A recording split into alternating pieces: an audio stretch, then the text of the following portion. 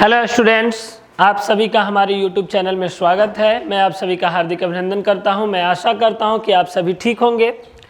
पिछले वीडियो में मैंने आपको क्लास 11 का English book, first English book hornbill का पहला चैप्टर था the portrait of a lady, उसका मैंने समरी तैयार किया था, जिसका मैंने पार्ट 1 अपलोड कर दिया था। उसका लिंक मैंने डिस्क्रिप्शन में दे दिया है। उस बॉक्स से आप वहां से लिंक से आप उस वीडियो को दोबारा देख सकते हैं।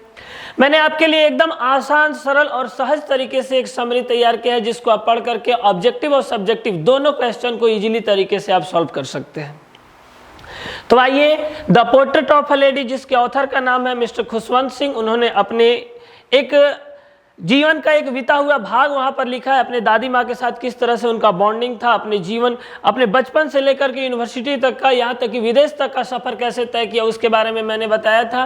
पार्ट 1 आपका कंप्लीट हो चुका था और आइए हम लोग पार्ट 2 में चलते हैं। इससे पहले हमने ये बताया था आपको पार्ट 2 के बारे में, सॉरी पार्ट 1 जब मैंने कंप्लीट किया था तो उसमें मैंने ये बताया था कि लास्ट में कि जब ऑथर और ऑथर की दादी माँ दोनों कहाँ चले गए थे, शहर में जाकर के सेटल्ड हो गए थे। जब उसके पेरेंट्स ऑलरेडी सेटल्ड हो गए थे तो उसके बाद ऑथर्स के दादी माँ और ऑथर्स दोनों सेटल्ड हो गए थे। उसके आगे से आइए हम लोग टू बी कंटिन्यू करते हैं। देखिए, there she began to feed the sparrows. वहां पर, अब बताइए, मैंने आपको ऑलरेडी पहले ये बता चुका था कि गांव में दादी माँ विलेज डॉग्स को रोटी खिलाती थी, स्टाइल चपाती खिलाती थी, लेकिन वहां शहर में कुत्ते नहीं थे तो वहां किन्हें खिलाती थी, स्पैरोज को खिलाती थी, गौरैये को खिलाती थी। एक और बात देखिए, मैंने आपके लिए मेन पॉइंट तैयार किया है, मेन पॉइंट सिर्फ तैयार किया है। जब आपको ये तैयार रहेगा तब किसी भी तरह के ऑब्जेक्टिव क्वेश्चन को सॉल्व आसानी से कर सकते हैं। She did not like the English lesson taught in the school. अब ऑथर जब शहर में चला गया तो इंग्लिश मीडियम स्कूल में पढ़ने जाने लगा, तो वहां पर उसको इंग्लिश मीडियम की पढ़ाई, इंग्लिश लेसन्स की पढ़ाई होती थी, वेस्टर्न कल्चर की पढ़ाई होती थी, वैज्ञानिक विज्ञान की चीज़ों की पढ़ाई होती थी। ये चीज़ दादी माँ को बिल्कुल पसंद नहीं था। यहाँ तक कि स्कूल में जो डांस की बातें होती थी वो भी दादी माँ को पसंद नहीं था, क्योंकि दादी माँ का ऐसा कहना था कि जो नृत्य होता है, ये जो डांस होता है, इस डांस पर सिर्फ और सिर्फ हार्लोट्स एंड बेगर्स, इन दोनों का मोनोपोली होता है। Next, when the author went to the university, जब वहां की पढ़ाई के बाद ऑथर जब कहां जाने लगा, यूनिवर्सिटी में पढ़ने के लिए जाने लगा, the relationship was almost stopped. यहां तक कि ऑथर और उनकी दादी माँ के बीच का जो रिलेशनशिप था वो पूरी तरह से स्टॉप हो गया। When he went abroad for higher studies, अब ऑथर का यूनिवर्सिटी का पढ़ाई कंप्लीट हुआ तो ऑथर कहाँ जाने लगा, अब्रॉड जाने लगा, विदेश जाने लगा हायर स्टडीज के लिए। शी वाज नॉट सेंटिमेंटल, उस समय दादी माँ को सेंटिमेंटल जरा सा भी भावुक नहीं थी, और ऑथर का ऐसा एहसास हो रहा था कि शायद अब मैं दादी माँ को छोड़ करके जा रहा हूँ तो शायद मैं दोबारा वापस आऊँ तो मेरी दादी माँ को मैं जिंदा देख पाऊँ या ना देख पाऊँ। लेकिन इतने होने के बावजूद भी दादी माँ जरा भी सेंटिमेंटल नहीं थी।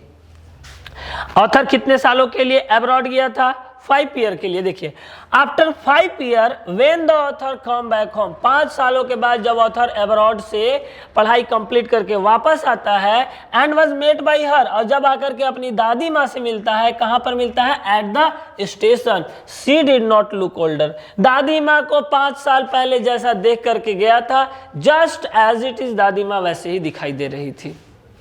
नेक्स्ट, और उस दिन जब घर आने के बाद इवनिंग के टाइम में ये बताया गया है, in the evening she collected the women of the neighbourhood, got an old drum and started to सिंग।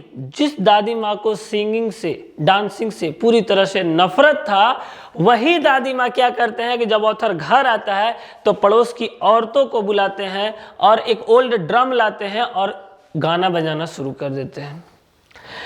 इस गाने के बाद इसके बाद आपका आगे क्या है, द नेक्स्ट मॉर्निंग, उसके अगले दिन की बात है कि सी वॉज टेकन इल, दादी माँ क्या पड़ जाती है, बीमार पड़ जाती है। सी ले peacefully on the bed and died, उस दिन वह बेड पर शांत तरीके से सोई हुई थी और अचानक से उनकी हो जाती है मृत्यु। यहाँ पर मैंने आपको शॉर्ट किया है इस स्टोरी में। इस स्टोरी में और भी बातें हैं कि डॉक्टर को बुलाया जाता है, डॉक्टर माँ का उस समय भी उनके होठ प्रे में हिलते रहते हैं। यहाँ पर मैंने जो बहुत ज़्यादा आपके लिए इंपॉर्टेंट है, मैंने सिर्फ उस पॉइंट को यहाँ पर आपके लिए लिया है। आगे चलते हैं।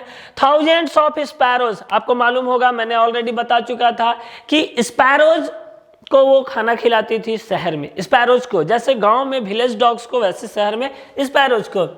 थाउजेंड्स ऑफ स्पैरोज, हजारों हजार गौरैया came there and they was not chirping, सारे गौरैया आकर के पहले चहचहाते थे, लेकिन अभी वहां दादी माँ जब मर गई है तो उनकी डेड बॉडी के बाद सारे गौरैया अवेलेबल है, उपस्थित है, और कोई भी गौरैया चिरपिंग नहीं कर रहे हैं।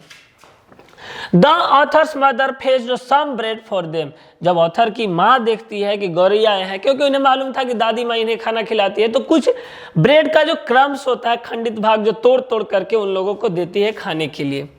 सी broke it into little crumbs, उन्हें छोटे छोटे टुकड़ों में तोड़ती है। The way his grandmother, और ग्रैंड मदर के ही तरीके से, used to and threw it to the them, और गौरैया को खाने के लिए फेंक देती है। बट, लेकिन आगे सुनेंगे, but the sparrows took no notice of them, लेकिन स्पैरोज रोटी के तरफ जरा सा भी बिल्कुल भी ध्यान नहीं देते हैं। After the grand mother body taken away for cremation, मैंने आपको ये बताया था कि दादी माँ की क्या हो गई है, मृत्यु हो गई है। After the grand mother body taken away for cremation, जब दादी माँ का जो बॉडी था दाह संस्कार यानी अंतिम संस्कार के लिए जब ले जाया जाने लगा, The birds flew away quietly without eating the bread crumbs. जब दादी माँ का लाश यानी कि जब डेड बॉडी ले जाया जाने लगा तो सारे चिड़िया वहां से चुपचाप क्या हो जाते हैं, उड़ जाते हैं, और यहाँ तक कि कोई भी स्पैरोज रोटी का एक टुकड़ा नहीं खाता है। यानी यहाँ से हमको साफ पता चल रहा था कि स्पैरोज का जो लगाव था वो लगाव उनकी दादी माँ से था, न कि उनके भोजन से लगाव था वहां पर। एंड द नेक्स्ट, अगले दिन सुबह की बात क्या बताया गया है। नेक्स्ट मॉर्निंग, अगले सुबह क्या होता है, the sweeper swept the bread crumbs into the dustbin, सफाई करने वाला जो स्वीपर जिसको बोला जाता आता है, रोटी के जो टूटे हुए जो तोड़ के उसकी ऑथर की माँ जो बच्चों को देती, ऑथर की माँ जो स्पैरोज को देती है, वो स्पैरोज नहीं खाते हैं, तो अगले दिन स्वीपर सबको साफ करके और सारा रोटी का टुकड़ा उठा करके कहाँ डाल देता है, डस्टबिन में डाल देता है। तो यही आपका स्टोरी था, यही खुशवंत सिंह ने अपनी दादी माँ के साथ की स्टोरी को ये बताया था कि किस तरह से हमारा स्टोरी कंप्लीट हुआ था। और मैंने आपको एकदम आसान तरीके से पूरे स्टोरी को समझाने का प्रयास किया। इसमें बहुत जो इम्पॉर्टेंट पॉइंट्स है, सारे इम्पॉर्टेंट पॉइंट्स को मैंने यहाँ पे कलेक्ट करके आपके लिए एक सरल और आसान तरीके से समरी तैयार किया है। अगर आपको इसके बावजूद भी कोई परेशानी है तो आप हमें कमेंट बॉक्स में ज़रूर बताएं। मैं हमेशा ये कोशिश करूंगा कि आपके सभी परेशानियों का हल मैं आसानी से करूं, आपको पढ़ाई में कोई परेशानी नहीं हो। और आपसे रिक्वेस्ट है कि हमारे चैनल को सब्सक्राइब करें तथा अपने फ्रेंड्स के साथ शेयर करें। Thank you so much.